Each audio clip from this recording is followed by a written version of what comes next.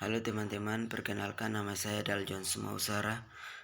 Saya dari Universitas Kristen Indonesia Maluku, Fakultas Ilmu Komputer, Prodi Informatika dengan mata kuliah Interaksi Manusia dan Komputer. Di sini materi yang saya bawakan daya guna atau kebergunaan.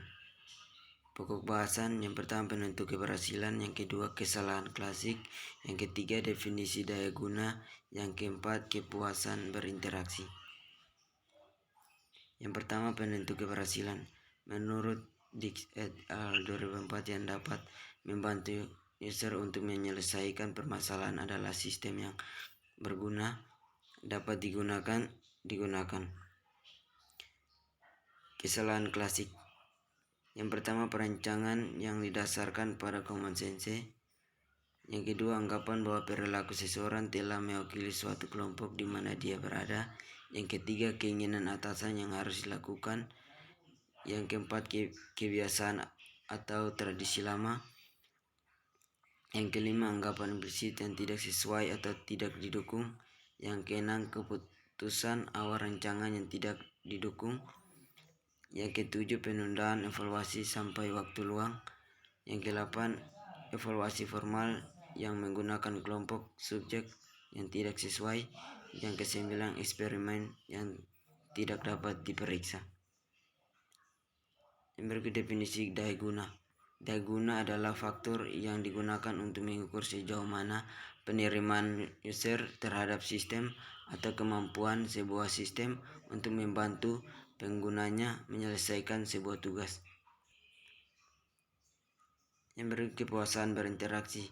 Yang pertama konsistensi, yang kedua fasilitas kunci cepat, yang ketiga umpan balik yang informatif, yang keempat rancangan dialog yang mengarah ke penutupan, yang kelima pencegahan kesalahan dan penanganan kesalahan, yang keenam pembalikan tindakan yang mudah, yang ketujuh dukungan pada locus of control internal, yang kedelapan pengurangan memori jangka pendek.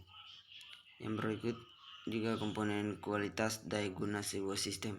Yang pertama kemudahan untuk dipelajari. Yang pertama kualitas sistem menunjukkan apakah sistem mudah untuk dipelajari dan digunakan. Yang kedua pengguna tidak suka menghabiskan banyak waktu untuk mempelajari cara sistem bekerja. Yang ketiga pengguna ingin dengan cepat menggunakan sistem tersebut dan merasa berkomponen untuk melakukan pekerjaan tanpa banyak kesulitan. Yang kedua efisiensi. Yang pertama cara yang dapat dilakukan sistem untuk mendukung pengguna dalam melakukan pekerjaannya. Yang kedua lebih sedikit langkah yang diperlukan, lebih sederhana langkah-langkah tersebut untuk mendapatkan hasil yang sama. Yang ketiga mudah diingat.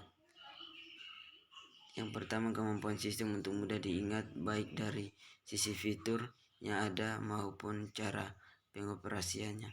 Yang kedua sistem memberi semacam hit untuk pengguna yang sudah pernah menggunakan suatu sistem tetapi karena suatu alasan menjadi jarang menggunakannya.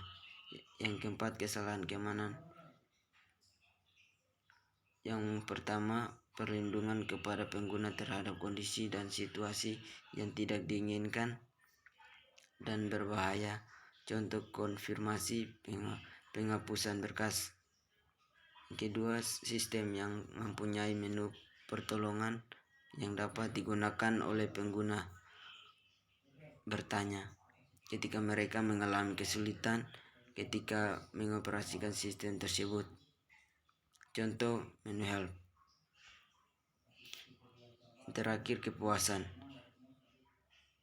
Yang pertama menunjuk kepada suatu keadaan di mana pengguna merasa puas setelah menggunakan sistem tersebut karena kemudahan yang dimiliki oleh sistem.